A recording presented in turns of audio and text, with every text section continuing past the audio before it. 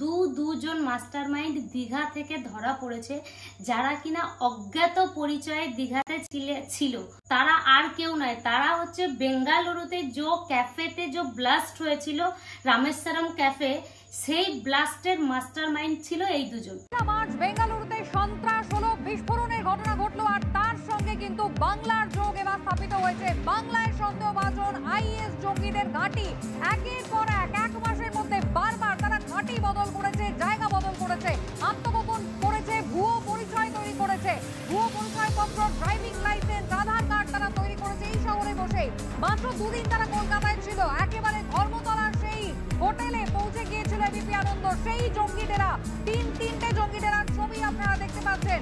প্রথমে ধর্মতলা, তারপর লেনিন সরণি এবং নিউ দীঘা, যেখান থেকে এই দুই সন্দেহভাজন জঙ্গিকে গ্রেফতার করে এনআইএ। সেই তো আপনাদের কি কখনো মনে হয় না যে বাংলায় সমস্ত আতঙ্কিরা এসে এত সেফ ফিল কেন করে, বা ওরা সবসময় একটা দেশ বিরোধী কাজ করে সব থেকে সেফেস্ট জায়গা বাংলাকে কেন খুঁজে নেয়?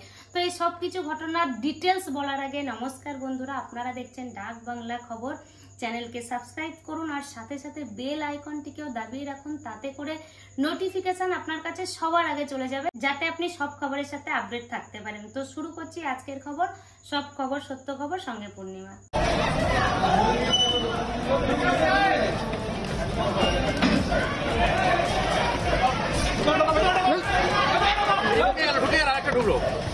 है भैया थोड़ा हटाओ, हाँ भैया थोड़ा हटिए।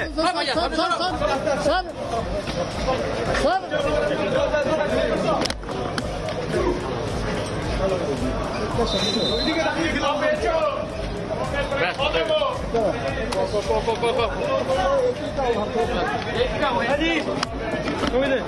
कल रात हमारे पास एक इन्फॉर्मेशन आया।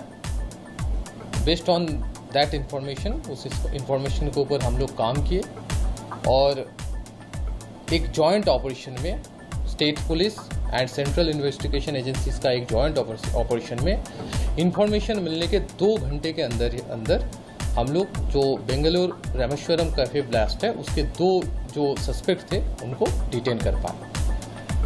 हम फिर से बोल रहे हैं कि हमारे पास इंफॉर्मेशन आने के विद इन 2 आवर्स जो जॉइंट ऑपरेशन हुआ उसमें हम with central investigation agencies, state police, हम लोगों को ये सक्सेस मिला और बेंगलुरु कैफे ब्लास्ट के 2 सस्पेक्ट को हम डिटेन। দুজন ধরা পড়েছে কাল রাতে, আবু মোতাহেন তোহা আর একজন হচ্ছে মুসাবির হোসেন সাজিব। তো এরা দুজন অজ্ঞাত পরিচয়ে দীঘার হোটেলে লুকিয়ে ছিল বলতে পারেন। এরাই হচ্ছে আগের মাসে যে ঘটনা ঘটেছে বেঙ্গালুরুতে, যে মহেশ্বরম ক্যাফেতে যে বিশাল বড় একটা ব্লাস্ট হয়েছিল, শোনা যাচ্ছে কি এরাই হচ্ছে সেই ব্লাস্টের একটা মাস্টার মাইন্ড।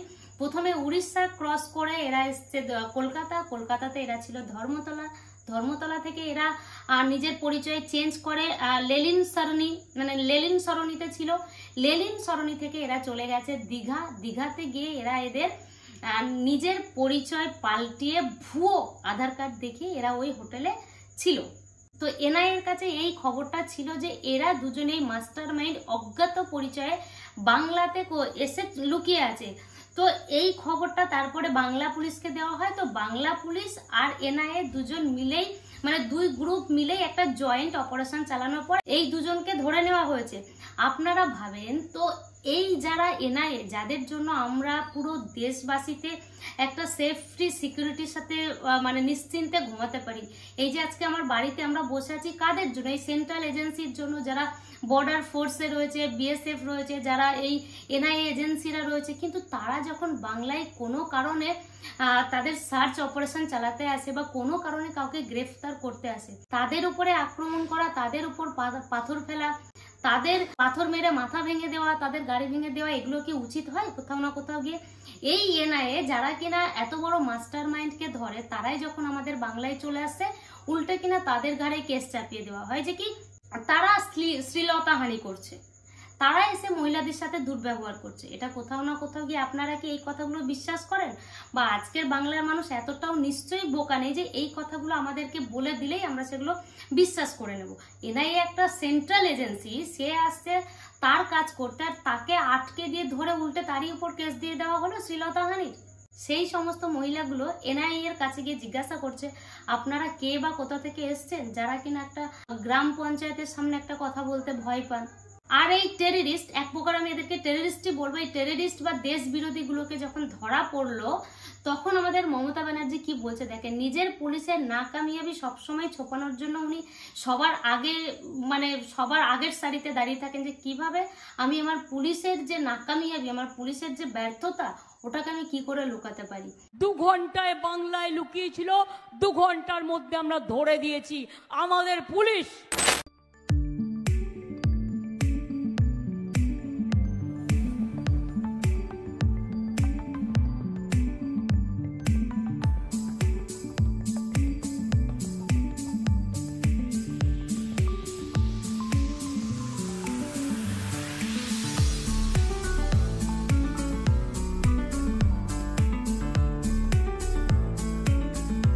हमारे पास एक ব্যাঙ্গালোরে একটা বোমা পড়েছিল,